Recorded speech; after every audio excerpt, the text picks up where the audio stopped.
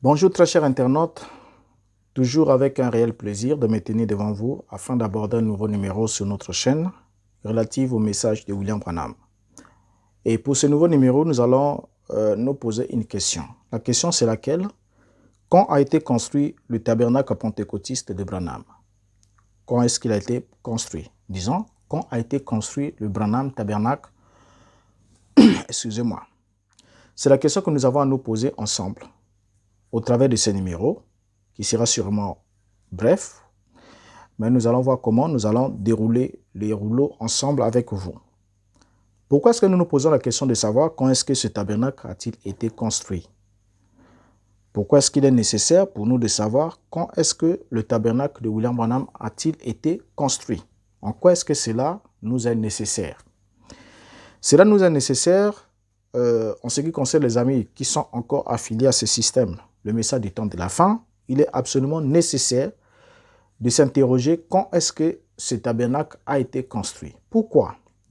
Parce que Branham nous a dit que ce dernier a été construit en 1933 et que la Bible, portant l'inscription de cette vision qu'il aurait reçue en 1933, a été enfouie dans la pierre angulaire de ce tabernacle lors de la pose de la pierre angulaire, donc avant la construction, bien effectivement. Donc c'est à cause de ces deux raisons que nous voulons réellement savoir ensemble avec vous si le Branham Tabernacle a-t-il réellement été construit en 1933, tel qu'il affirme William Branham, et que c'est dans la pierre angulaire que se trouverait la Bible originelle portant l'inscription sur une de ses feuilles de garde de cette vision, cette prophétie que Branham avait reçue, et qu'il les avait inscrits sur cette page de garde de la Bible et que cette Bible serait placée dans la pierre angulaire du tabernacle en 1933 lors de sa construction. C'est une bonne question, n'est-ce pas?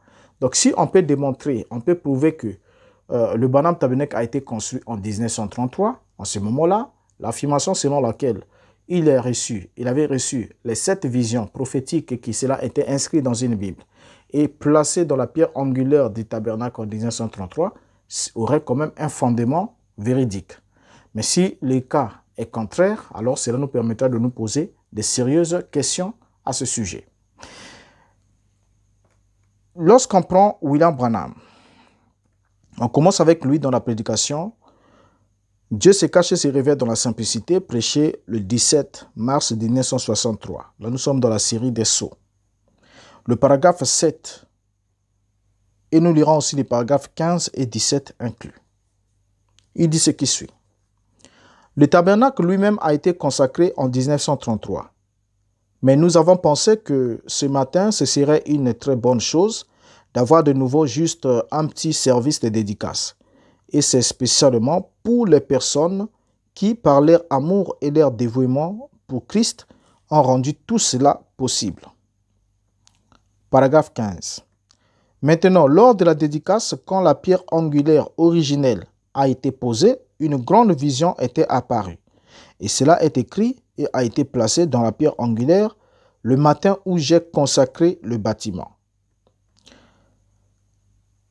Paragraphe 17. Et maintenant, faisons comme nous avions fait au commencement. Quand nous avons commencé à la première dédicace de l'Église, je n'étais qu'un jeune homme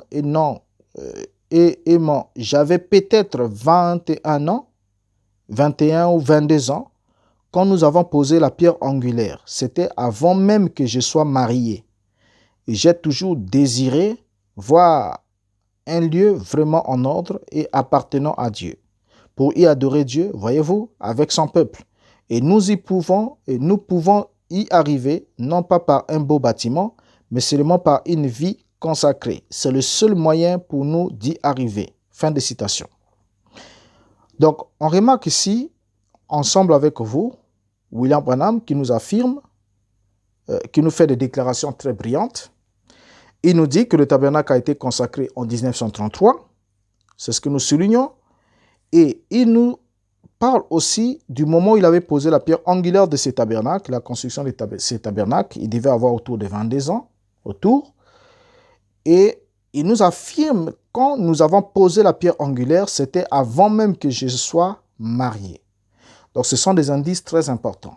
avant même qu'ils ne soient mariés, ils avaient posé la pierre angulaire du Branham Tabernacle et ils avaient consacré le Branham Tabernacle en 1933, avant même qu'ils ne soient mariés. Dans la prédication de la nourriture spirituelle au temps convenable, prêchée le 18 juillet 1965, paragraphe 144, il nous a dit « Eh bien, au ciel, eh bien, non, et Dieu au ciel le sait. Cela se trouve juste là même, dans la pierre angulaire de ces tabernacles depuis 1933. Je l'avais écrit sur une page de la Bible, ça se trouve là même. » Ok. Donc, la Bible portant l'inscription de la vision qu'il avait reçue a été placée dans la pierre angulaire du tabernacle, là, en 1933. N'est-ce pas? Lorsqu'il posait la pierre angulaire de la construction de ces tabernacles, et il nous a aussi dit plus haut que le tabernacle a été consacré en 1933. Mais seulement, nous allons relever quelques indices. Et c'est les indices qui nous permettront alors de découvrir quelque chose. Les indices à retenir sont lesquels? Premièrement, Branham avait placé la Bible contenant de cette vision dans la pierre angulaire du tabernacle depuis 1933. C'est ce qu'il nous affirme. En deuxième lieu, le tabernacle était construit et dédicacé en 1933. C'est ce que nous soulignons. En troisième lieu, Branham n'était pas encore marié quand il posait la pierre angulaire du tabernacle. Et là déjà, ça commence à grisailler. Pourquoi? Tous ceux qui ont visité le Branham Tabernacle au cours de ces dernières années ont effectivement pu constater qu'il y a un marqueur du côté du Branham Tabernacle, du bâtiment, indiquant que le bâtiment a été consacré en 1933. Voilà, l'image est là. Voilà, cette image, c'est un marqueur qui est juste à côté du bâtiment et qui indique que le bâtiment a été consacré, dédicacé en 1933. Mais savez-vous que cette affirmation-là est un mensonge? Pourquoi est-ce qu'il est mensonger? Bien que tout au long du ministère de William Branham, il a déclaré qu'il a posé la pierre angulaire du tabernacle en 1933, mais nous devons nous rendre compte effectivement qu'il n'est pas possible qu'il ait posé la pierre angulaire du tabernacle en 1933, puisqu'il nous a dit que quand il a posé la pierre angulaire, il n'était même pas encore marié. Et vous pouvez ouvrir tous les archives, vous verrez que lui et sa femme, Hope Brumbach, se sont mariés en juin 1934.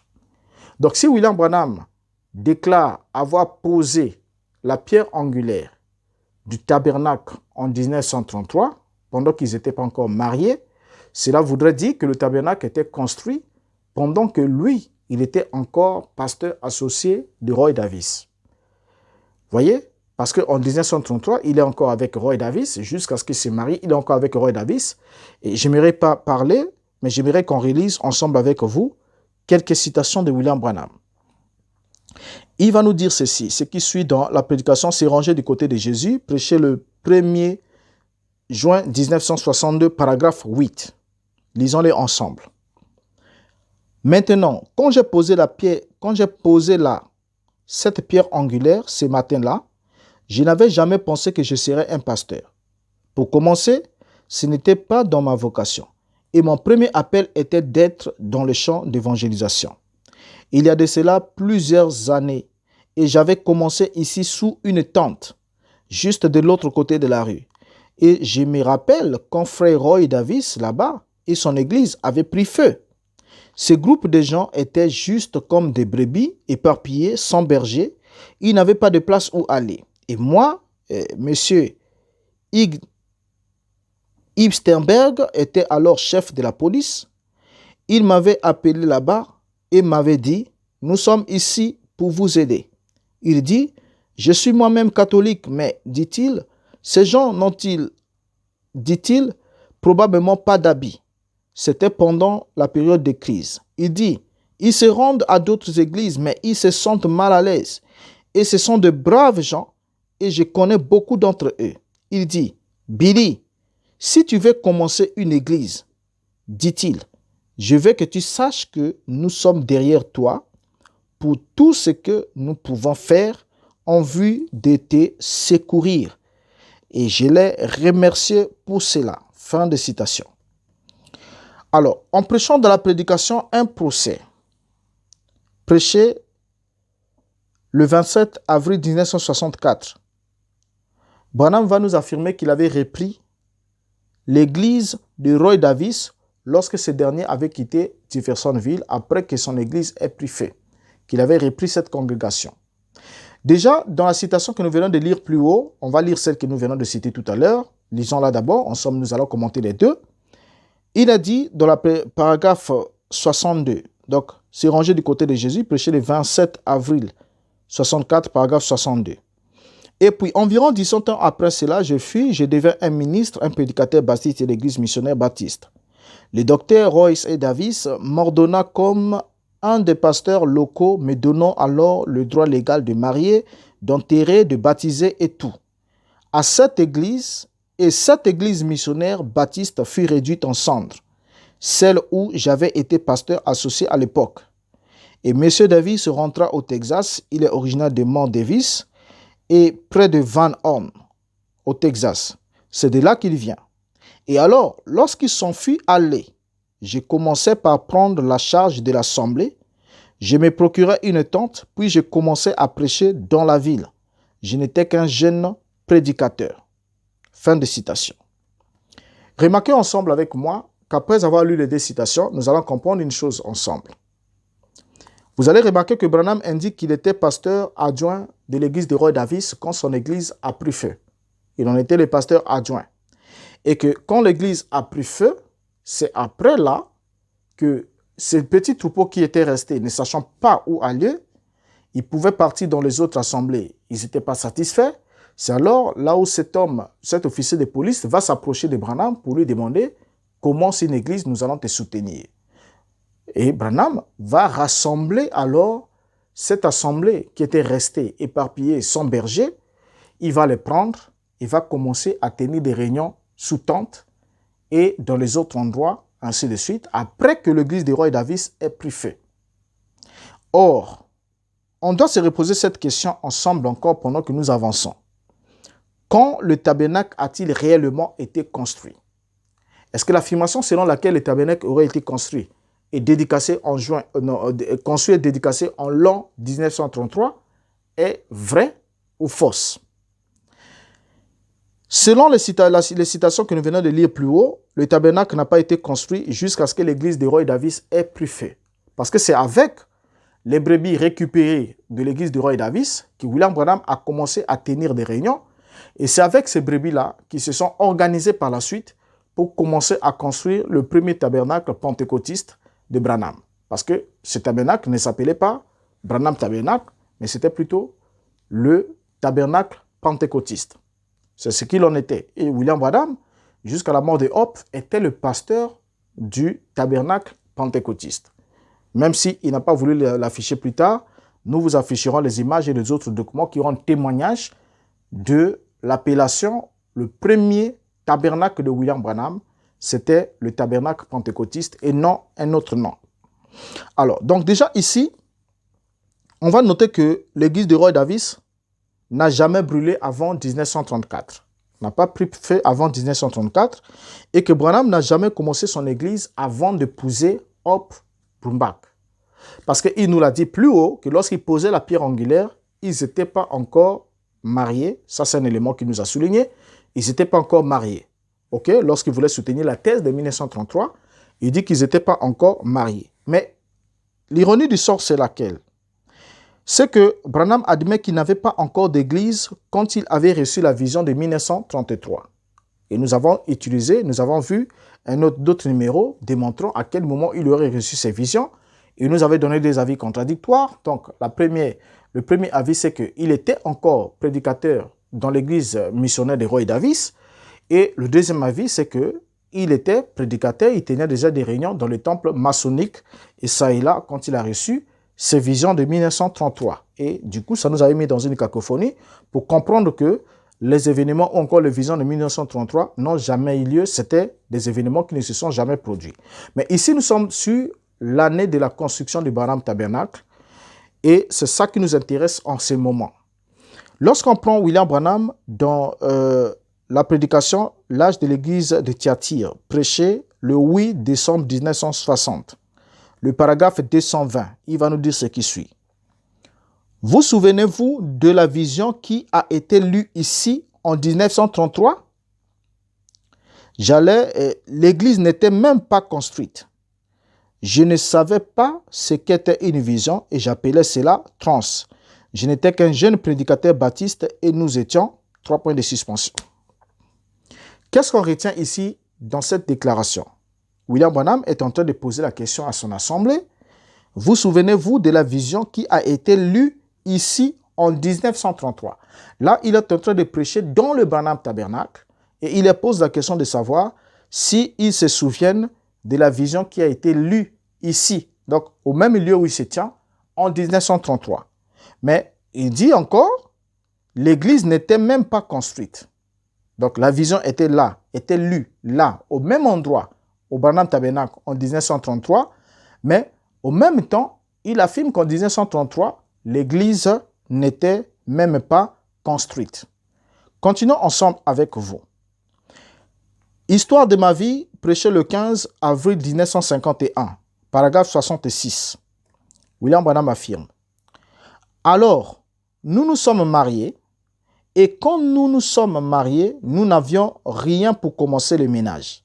Nous étions très pauvres. Je n'avais pas, c'est moi qui l'avais épousée, et c'est elle qui m'avait amené à moi de supporter. Nous étions heureux, tout aussi heureux, certains des jours les plus heureux de ma vie. J'avais juste, durant ce temps-là, je venais d'être ordonné prédicateur. Je n'avais pas encore d'église, mais nous prêchons simplement ici et là où je le pouvais, dans des réunions sous tente et autres, et j'allais travailler. Fin de citation. Dans cette déclaration, William Branham raconte l'histoire de sa vie.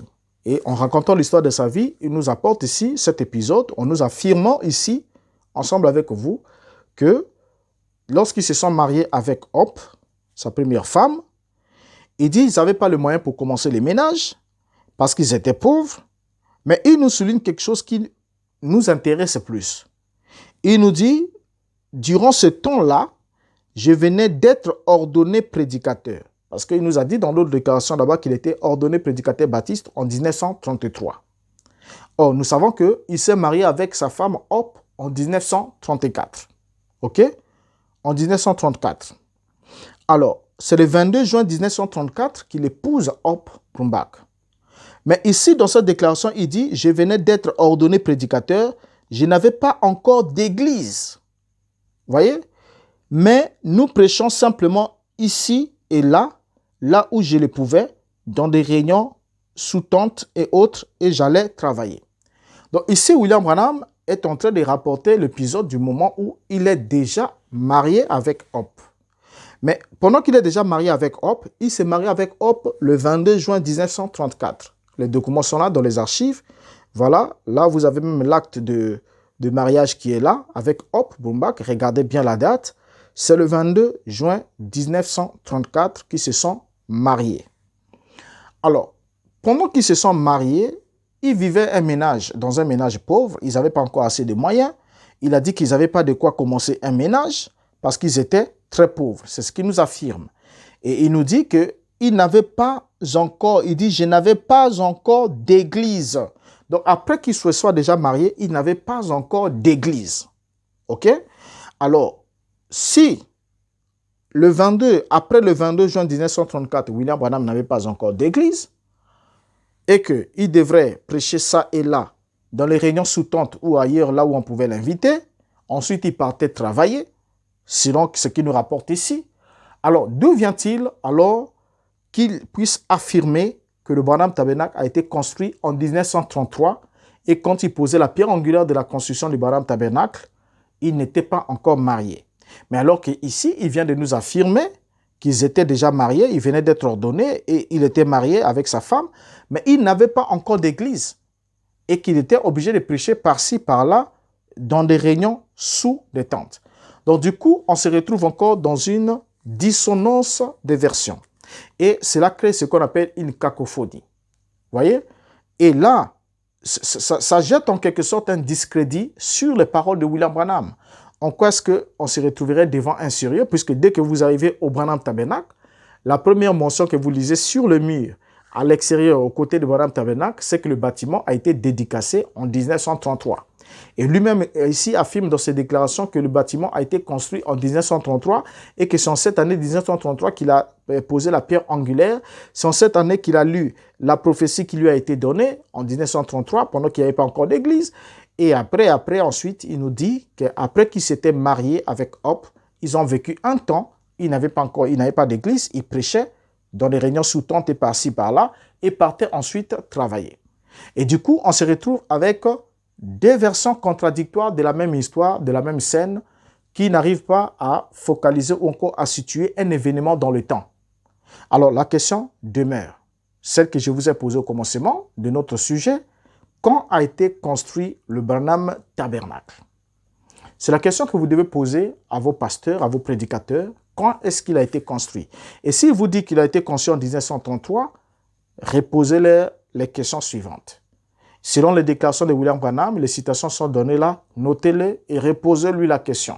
Et vous allez voir combien il sera mal à l'aise et il va. La première, vous savez, quand quelqu'un veut dissimuler une faute, la première des choses, c'est s'énerver.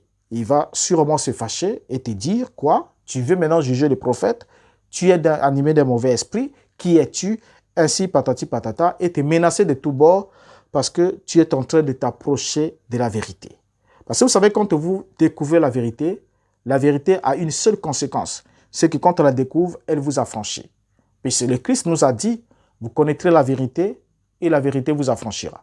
Donc celui qui accède à la connaissance de la vérité, on peut tenir quelqu'un dans l'esclavage, assujetti à quoi que ce soit aussi longtemps qu'on le tient sous la coupe du mensonge. Mais dès que la personne découvre la vérité, la conséquence, c'est que la vérité l'affranchit toujours. Ça, il n'y a rien à faire. Mais non, quand le pasteur saura que vous êtes en train de vous approcher de la vérité, il tiendra tous les propos intimidatoires possibles pour vous dire, là, ça ne marche pas, là, vous êtes en train de séduire, on ne juge pas un prophète, on ne cherche pas à le comprendre, ça ne cherche pas que tu cherches à le comprendre, reste là, tout et tout. Donc, du coup, ça ne marche pas. Parce que le Christ dit que la parole qui tombe sur une bonne terre, dans Matthieu chapitre 13, quand il explique la parabole, il dit la bonne sémence, la sémence qui est tombée sur la bonne terre, c'est ceux qui entendent la parole et qui la comprennent.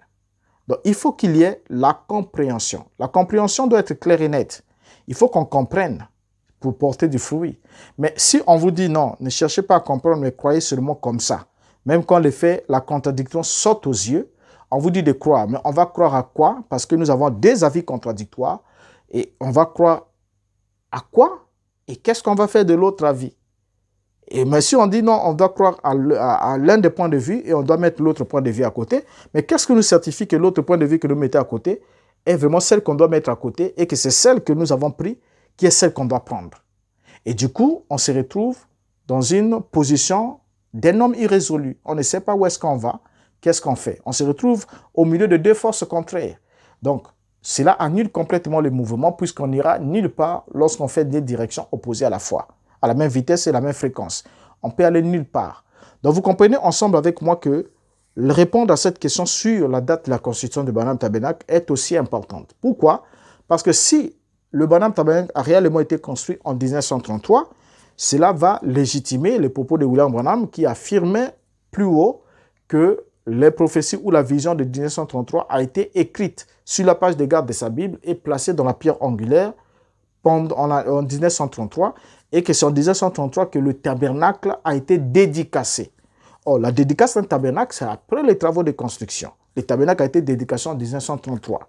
Or, c'est ce qui est totalement faux parce que 1933, William Branham lui-même nous l'a affirmé ici comme on vient de le lire et dit l'église n'était même pas construite en 1933. Et secondo, il n'était pas encore marié, mais après même qu'il se soit marié, il a passé un temps où il n'avait pas d'église, il prêchait par-ci, par-là, et il allait dans les réunions sous tente jusqu'à ce qu'il ait rassemblé l'assemblée de Roy Davis. Et il les rassemble à quel moment? Après que ces gens soient fatigués d'aller regarder ailleurs, n'étant pas satisfaits de ce qu'on leur apportait ailleurs, ils se sont plaints. C'est là où cet homme Et ce policier, cet officier, s'approche de Branham pour lui dire, écoute, ces gens-là sont en train de traîner, de souffrir par-ci, par-là, mais tu n'es pas là, tu n'as pas d'église. Si tu veux commencer une église, nous sommes là pour te soutenir. Et Branham lui-même affirme qu'il a commencé à prendre soin de ce petit troupeau, et c'est avec eux qu'il a démarré jusqu'à ce qu'il y ait la construction. Alors, si on ne peut pas dire la vérité rien que sur des choses élémentaires, comme la date, l'année de la construction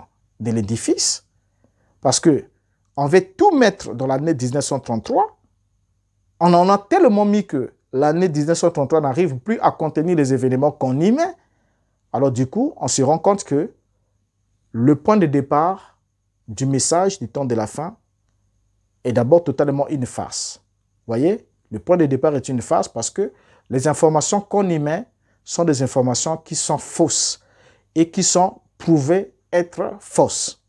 Alors, voilà ce qu'on avait à apporter ensemble avec vous. Et vous comprenez déjà ici avec moi qu'il était absolument impossible que le tabernacle ait été construit en 1933, ait été dédicacé en 1933, que la pierre angulaire ait été posée en 1933 et qu'elle aurait en son sein la Bible contenant l'inscription de cet événement prophétique ou des visions qu'il aurait reçues en 1933, que toute cette histoire-là est de la pure affabulation et de la pure fabrication, une fiction totale.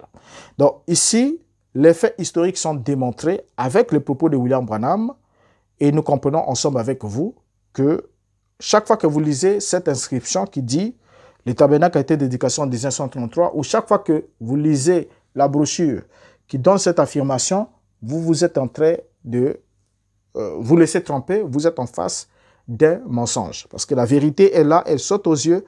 Ce tabernacle, il est absolument impossible que le tabernacle de Branham ait été construit en 1933. Et vous allez vous dire en quoi est-ce que cela m'engage s'il n'a pas été construit en 1933, quelle que soit l'année. Pour moi, ça ne coûte rien, ça ne joue à rien sur ma foi. Non, ça coûte quelque chose sur votre foi. Pourquoi? Parce que la même bouche qui vous dit avoir proclamé la parole de Dieu, c'est la même bouche qui vous dit des mensonges sur des faits qui sont vérifiables. Si déjà on ne peut pas vous dire la vérité sur des faits réels, des faits qui sont palpables et vérifiables ici-bas, qu'en est-il alors des faits qui font partie du monde spirituel de l'au-delà? Et qu'en est-il si on ne peut pas vous dire ce qui est vrai pour maintenant?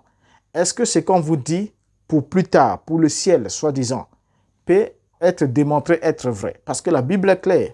Si tu n'aimes pas ton frère que tu vois, mais comment pourrais-tu prétendre aimer Dieu que tu ne vois pas? Donc, ça dit, si tu ne peux pas traiter, d'abord, tu n'as pas une conviction sur ce qui se passe autour de toi, sur des événements. Tu ne peux pas dire la vérité sur des événements qu'on peut vérifier, toucher du doigt. Alors, qu'est-ce qui rassure que tu peux dire la vérité sur des événements qui se déroulent au-delà du voile, au-delà du visuel, au-delà des sens? Vous voyez? Donc, du coup, ça nous permet de prendre des gardes. Ça nous permet de prendre des gardes que si on ne peut pas dire la vérité sur la date de la construction d'un édifice, si on veut embrouiller la galerie, pour quel intérêt sont les faits, vous le savez très bien avec moi que il n'y a pas de vie dans le mensonge. Le mensonge, quelle que soit la manière qu'il soit rapporté, il ne peut jamais contenir la vie parce que le mensonge détruit la vie. Mais la vie se trouve dans la vérité, rien que dans la vérité. Voilà pourquoi le Mashiach disait « Je suis le chemin, la vérité et la vie. Nul ne va au Père que par moi. » Et vous allez voir que dans le chemin qui mène au Père, il n'y a pas le mensonge. Il n'y a que la vérité, rien que la vérité. Et ensuite, cette vérité emmène à la vie. Alors, si l'on vous rapporte des mensonges dans le lieu où là où on devrait vous dire la vérité, c'est les mensonges qui vous est apportés, alors ne croyez pas que ce soit la vie qui vous est communiquée, mais c'est plutôt la mort qui vous est communiquée, parce qu'il n'y a pas de vie dans les mensonges. Alors, remarquez ici avec moi, la question nous l'avons posée, et je crois que vous avez la réponse. La réponse est laquelle? Le Branham Tabernacle n'a pas été construit en 1933, donc cette inscription sur le côté du tabernacle qui dit qu'il a été construit et dédication en 1933 est un mensonge. Et quelqu'un vous dira, même si c'est un mensonge, comme le Branham l'a dit, moi je crois même le mensonge de Branham. Ils le disent par fanatisme parce qu'ils n'ont pas de réponse pour vous donner et ils doivent le faire dans ce sens-là, juste par fanatisme, pour vous garder longtemps esclave afin que vous puissiez périr dans cette position-là et effectivement perdre votre âme pour avoir accompagné, soutenu, cru à ce qui était faux. Voilà ce que j'avais à apporter ensemble avec vous pour apporter encore un éclairage sur ces points. Et je crois que si vous avez des suggestions, mettez-les en commentaire. Et si vous avez aussi des questions, posez-les. Vous avez des réactions, vous pouvez réagir. Nous serons contents de vous lire et contents aussi d'y apporter une suite. Alors, jusqu'à ce qu'on se retrouve au prochain numéro. Mon numéro est là affiché à la fin de l'émission. Vous pouvez me contacter quand vous le voulez, n'importe quand.